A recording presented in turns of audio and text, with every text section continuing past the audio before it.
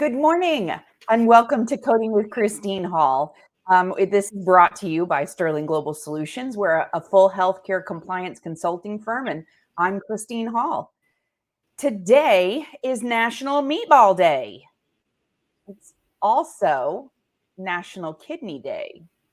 And that kind of plays in so very nicely. I'm joined with my good friend and colleague Barbara Shaw today, and we're going to be tackling the chapter in the ICD-10 guidelines that deals with blood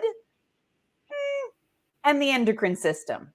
And of course, with the endocrine system, you know that there's a lot of guidance that we have, but then there's a lot of not printed guidance that we have for the endocrine system. So I thought, who better than Barbara to come and have a chat with me about ICD-10 guidelines, section 1, subsection C, chapter 4, chapter 5, and chapter 3 and chapter 4.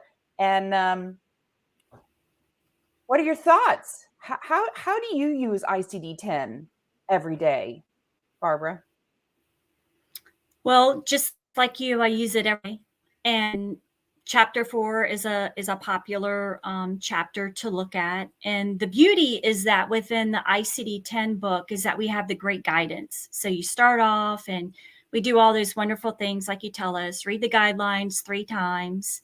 Mm-hmm. And I reread them, depending on what project I'm working on or something just isn't clear to me. And that's okay. It's perfectly okay. And so that's and really, to be quite honest, that's my go-to.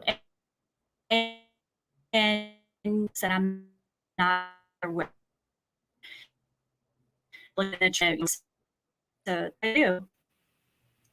Yeah, we're getting a little bit of feedback just to let you know, Barbara, but we definitely heard what you had to say there. What I love about the endocrine system, and maybe you feel this way too, one of the things is that I kind of look at the endocrine system, primarily the pancreas. I find that the pancreas is kind of the crybaby of the body, to put it mildly.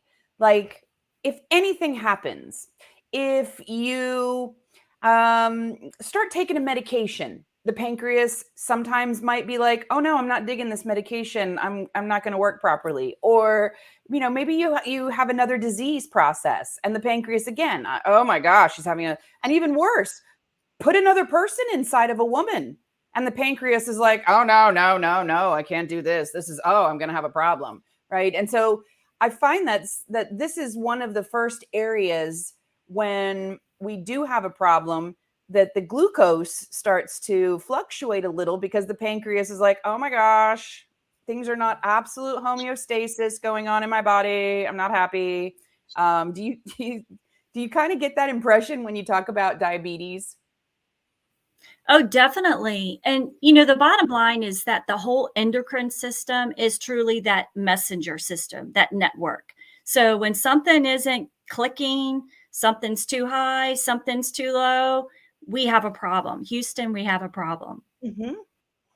And I noticed that sometimes, again, because my perception is that the pancreas is that drama queen of the body. It has a tendency to rally its friends. And so when the pancreas isn't working, sometimes the thyroid says, well, maybe I should reevaluate myself. Am I putting out enough? Am I not putting out enough? Or our hormones, the ovaries and the testes, they also could be like, I'm not so sure if the pancreas is having a problem, should I be having a problem? And I find that the endocrine system, because it's that network like you're talking about, that oftentimes when the pancreas sends out that distress call, that some of the other organs, they also kind of, or vice versa, when any of the other organs, the thyroid or the testes or, the adrenals or anybody else is having a problem, that the pancreas is like, oh, I want to be involved in this little, problem party we're having here too. And we could see glucose secondary to some of those other conditions that are related to other organs in the endocrine system. Exactly. And And, you know, another thing with all of this too is as you read the chart documentation is pay attention to when these patients gain weight. It's not that we want to go to the bakery and have 5 pounds of peanut butter cookies instead of one for the week. Wait a Um, minute, that's not normal, Barbara? no, Oh, okay, okay, sorry. Easter and Valentine's it is, but other than that, but no, and you know, a lot of times there's that misconception, you know, when you gain weight or if you're obese or what have you. I mean, it's other than, you know, if you have a poor diet or what have great little that you need to look, you know, start looking within the documentation. It's funny that you mentioned that. So, my husband has always been a big boy, and he was always tired. And he would come home from work, and the standard routine was he would take a nap. So, he's this, big tough guy, and I'm like, "Well, honey, I think you should go to the doctor." No, no, no, I'm fine. I work hard. I'm a hardworking man. I'm like, "Of course you're a hardworking man, honey, but I think you should go to the doctor." So finally, he was like, "Look, I'll go just because I love you and I need some peace, woman." And they did some blood work on him. So they did the thyroid, normal panels, they do the CBC, the CMP, and they do the thyroid. And what I've learned is that the average TSH level should be either slightly below 1 or, a little bit above 1, but, somewhere again in that under 10 category. His first TSH level, Barbara, was 150. Whoa. And the doctor said, "Why are you not in a coma?" And he learned that his weight gain, his fatigue, his loss of hair. No, he's got great hair here, but like he didn't have a lot of other hair. But he noticed all of those things and he thought that was normal. He thought everybody felt that way after a hard day of work. And when they got that straightened out, we realized that there were a few other things that the other organs in that endocrine system that were rallying along, and they were like, "Hey, thyroid, you're not doing well. There must be a party. We want to go to that." So they were able to go in. His endocrinologist is an amazing man, and he's completely got all the organs happy inside. And now my husband lost 40 pounds. Wow. And he feels great. He comes home after work and he cuts the grass, and he's absolutely a different man. And I feel a lot of that has to do with the endocrine system, not only what he had going on with him, but how they talk to the other organs and how it exacerbates that way. It does. It does. And, and the other thing is there's a condition called Hashimoto's thyroiditis where That's what it turned out patients to can be. have hyper and hypo. Yeah. And, and the crazy thing is I have that. And so, You do too. Making sure we're twins. But no, it's so interesting, within the endocrine system, within the organs, and how important your levels are. It's just it makes all the sense in the world once you start diving into it and understanding, and you wonder what some of these diseases are, and understanding cortisol levels and all that good stuff. Absolutely. Now, the guidelines that we have. There's a lot of guidelines on how to code diabetes. Not a lot of guidelines for thyroid. Not a lot of guidelines out there for some of the other organs out there. So I wanted to really talk about those guidelines that we have, and then some of the other type of guidelines that we might see as a result of diabetes, like CKD. But first of all, I think it's important to note diabetes is such a horrible disease, and it really causes all kinds of complications in the eyes and the kidneys and the circulatory and the nervous system and your skin. It's just wreaks havoc on all the organ systems. And the other thing I wanted to share was the different types of diabetes. So it's important to know that type 1 diabetes, the pancreas doesn't work. It just doesn't work. It's just hanging out. it doesn't, it's not attention seeking because it doesn't work anymore. It's just not producing that insulin. Those patients require insulin. I'll never forget, I was in high school and I remember there was a student that started behaving very erratically and saying things and shouting, and it was impressive to me at that young age.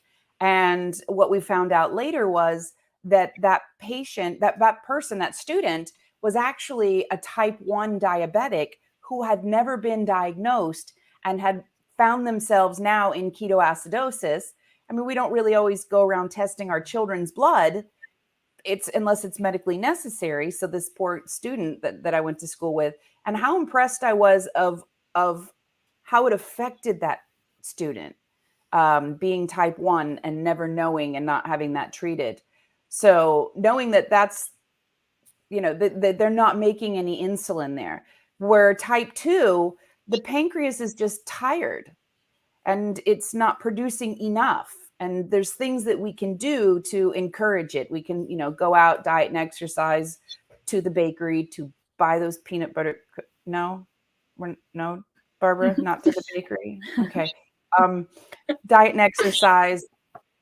We have some medications that can help the pancreas do its job. And then, of course, those are patients that need that extra insulin there. But I love that we've got that guideline, that very first guideline that says, what do you do when the doctor puts diabetes or just DM? Right? That guidance there. Right. Right. Because fortunately, the documentation a lot of the times is not complete. And so we're trying to tie it together and assign the correct diagnosis codes. And so it's great that within the guidelines that if the provider does not specify if it's type 1 or type 2, that when it says diabetes, you assign type 2. We don't get a lot of wiggle room in the guidelines. And when I see guidelines like that empower me as a coder to make a decision here, I have a default. I don't need to go chase my doctor down for every diabetic patient. Imagine that you're in an endocrine office and your doctor writes DM and you have to go on every single, that would be crazy, right? Couldn't do that. Yeah. Another thing that over the last few years that we've received is increased guidance on reporting those drugs that we use to help encourage the pancreas to do its job or to supplement the pancreas there. And we've received some really important guidance there in that realm. Right. And actually, it's always interesting. And I love when I audit or review endocrinologist notes because they're great. They're usually great coders. They're very thorough and complete. Their assessment plan is perfect. We have that status plan of care. They link the medications, all the beautiful things that, it's supposed to be. But also, too, they will assign those Z codes, if it's long-term use of insulin or the injectables, the oral medications. And so sometimes when I'm educating a physician, whether it be primary care or different specialist, and I'm trying to tell them about those long-term use codes, those Z codes, to use them, because as we all know, pretty soon, 1 year, we will have ICD-11 and then everything is going to come together. But the reporting that you can do with those Z codes are important, especially with utilization reports. Oh, absolutely. And the other thing that I think is the other thing I was going to say that's really interesting is how, unfortunately within diabetes, that's the number one chronic disease for our children. And so within the population of like 30 million Americans having a form of diabetes, we have about 1 million of those patients being our pediatric patients. And a lot of patients are getting some of these glucose monitors and these blood, all those little accessories that you can have to help them maintain that blood sugar. So, and within the guidelines, we also have the mechanical complications of those pumps, when there's underdosing and overdosing issues. And then within the guidelines, it tells us how to sequence the codes too, which is full. When I teach, I tell my students that, Barbara, when the minute that you hear complication, insulin pump, go straight to the guideline. Those codes are sequenced exactly the way they should be reported there for you, and they let you know what that final code should be. There's no guessing. You can't mess it up. This year, I was really happy to see that those non-insulin injectable medications received their own very own proprietary code. So congratulations, Trulicity, Ozempic. You now are Z79.85. You have your own official code there to report. And I, again, I think this guideline is really important about reporting those drugs because the pancreas doesn't always respond the same way. Some people take metformin and they do very well on that medication, and that's the only medication that's needed. But when that's not enough and they're supplementing with insulin, when you tell us those Z codes, you're telling the story, you're painting the picture of the patient's diabetic journey. So we can easily see, at one point they were diet and exercise, and then we moved to metformin, and then we moved to maybe adding a Trulicity to it. And now we're supplementing with insulin, that's showing that progression of the disease.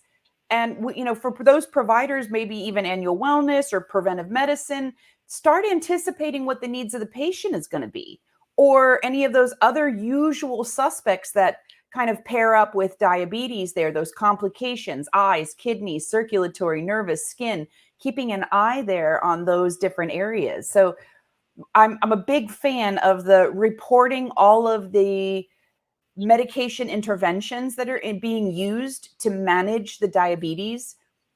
And at some point, you always look for that one record there. The patient, they were on all of these medications and they managed to pull themselves back and to appease their inner pancreas.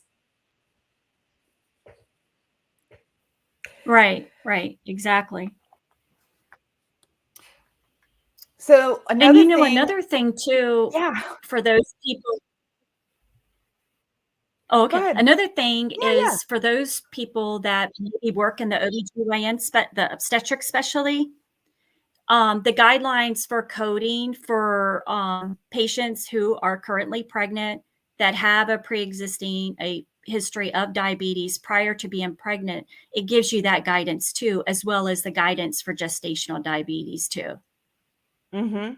Yeah, and that's what I was going to tell you, is that some of the other conditions that we have actually have those types of rules, some of the other chapters. So if you're pregnant, we have a rule for reporting diabetes under chapter 15. If you have chronic kidney disease, there's a rule that you've got to stage that chronic kidney disease. And these are all conditions that are often seen with diabetes. So there's a lot of that guidance there that exceeds beyond just the guidelines that you see in the tabular section or you see in other chapters.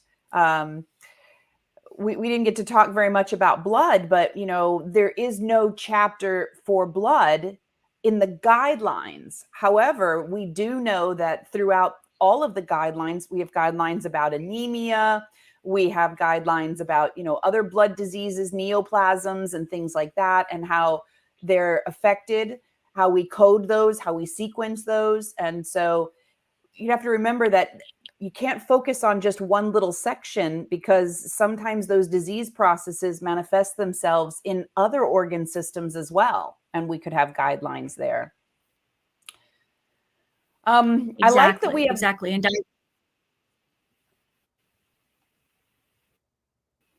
I worry about the manifestation of. You're breaking up just a little bit there, Barbara. I apologize. That's okay. I apologize. The wind is blowing in Virginia. I apologize. But I was just going to say that the beauty of the guidelines as far as for diabetes with manifestations, look at them, look at those areas. And then if there's the other chapter that it goes to if it's like diabetes with a skin condition, like for instance, take the with guideline, and then you can go to those other chapters and expand further. If you have like a skin ulcer or something like that, that's the beauty of the book.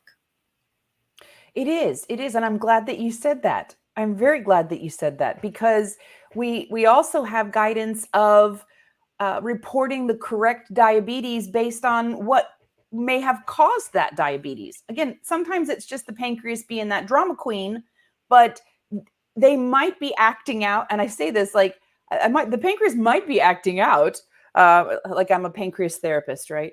No, I'm not a pancreas therapist, but your pancreas might be acting out because of an underlying condition like Cushing's disease, or a drug you're Yes, taking, a steroid you're taking, and want to make sure that we use the specific code to represent that diabetes correctly. Again, pancreas gets a bad rap because of being that drama queen, but what if it really is because of another condition that's teasing it? You ever seen the kids in the backseat of the car, definitely. Barbara?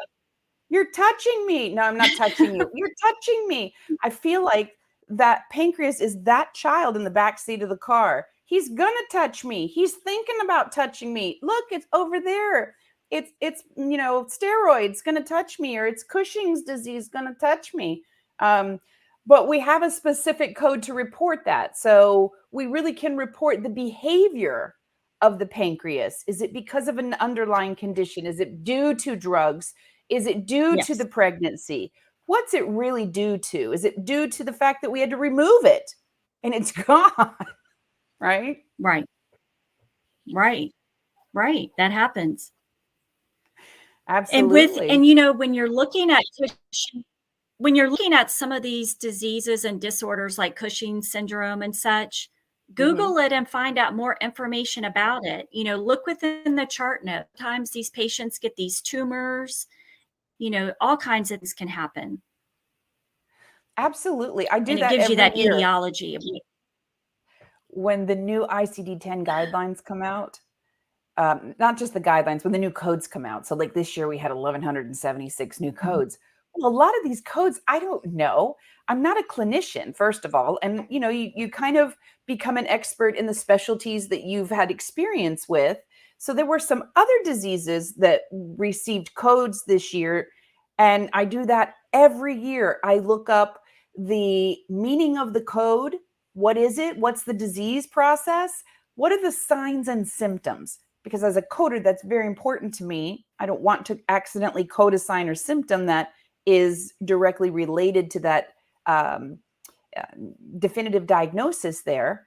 So when you say that, I think that's awesome. It's the same advice I give. If you don't know it, Google it. Knowledge is power. Right. Yeah, the past 2 days, the CMS maintenance and coordination meeting. So I had that list, instead of listening to music in the background, I was listening to that. And of course, diabetes came up. I was like, oh Lord. When I got it down for the year, we're gonna shake it up in September and October. So, but no, it's always good to have a heads up. Oh, absolutely. I look forward to that. What we were talking earlier, we spend a lot of time really in love with our career and in love with what we're doing. And so listening to those types of podcasts or listening to those types of educations, it really is thrilling, to learn more about this industry that every day I learn something new. Pretty incredible. Exactly. Yeah. I mean, when I look at myself early on in my career to where I'm at now, I never would have expected that I would be working this hard and still learning as much as I am. It's Absolutely. amazing. It's one thing that I stress to everyone. Keep asking questions. When you stop asking questions, that's a problem. We're never going to know everything. So meeting together, talking with Barbara and Betty and Natasha and Pam and Kelly and, you know, all of our friends, and we ask these questions of each other.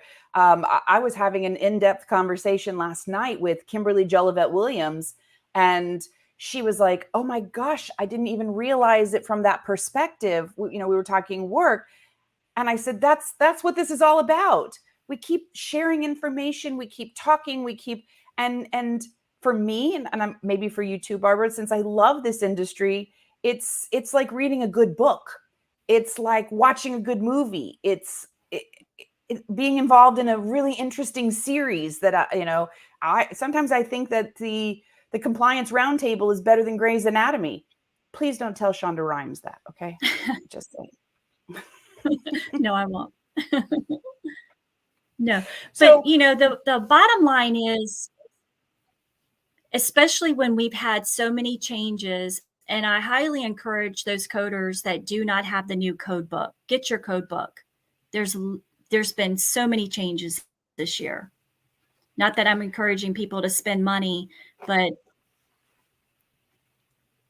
if nothing else, Barbara, I always tell everyone, once a year read the guidelines, and once a year take an education that includes your coding updates. You can't continue to be successful if you don't know what the changes are. And beyond ICD-10 changes, even in CPT this year, if you pan through your CPT book, it's loaded with green lettering. Green lettering means new information, new guidance, and it's not just code related, but guidance related.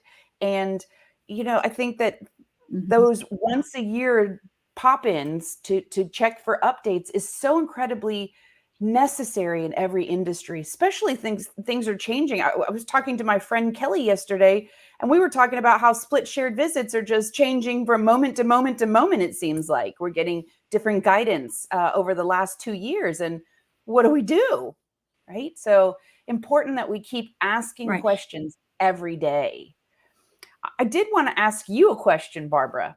Who are your go-to people when Sure. you are coding for diabetes, the blood system, you know, all of those things? Where do you go when you need to go beyond the ICD-10 and ICD-10 guidelines? Well, of course, if I'm going to use authoritative stuff, well, I'm a coding clinic person and a CPT assistant person. So that's, and of course, Cherry Poe Bernard book is there. But I do have like my people in my circle, you know, village. I have a great friend that I met at Duke University. We were there, and she knows everything. She's a nurse, and she's this, and so I she's love those always friends. great. And then my manager, who's a doctor.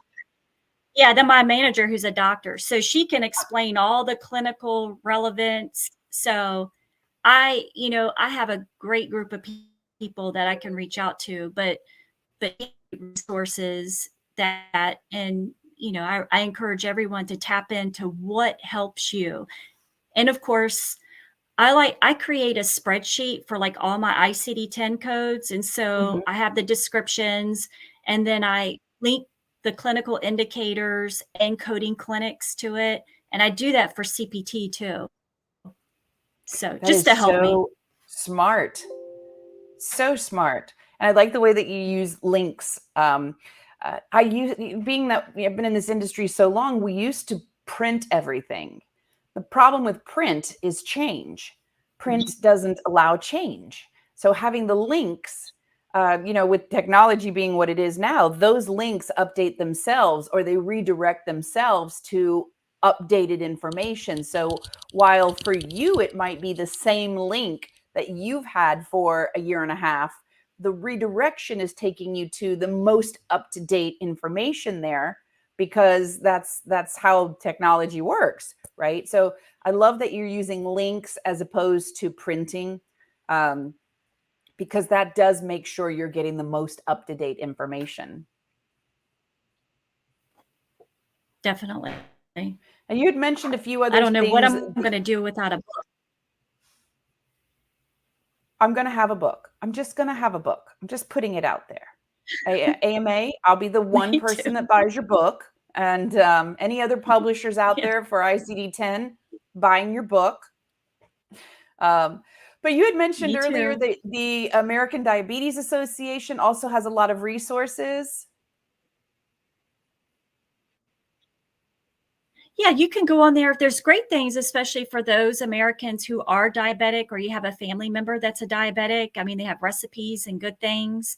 And I believe they're getting ready to start with the Tour de Mm. Cure, which is a fit that they do to raise money for research for diabetes. And I used to participate. It's actually you ride your bike. So whether you are a cyclist or you ride BMX or whatever, and you can do it with your family. So that's something, if you feel like you want to help the cause, and you'll hear about a lot of that.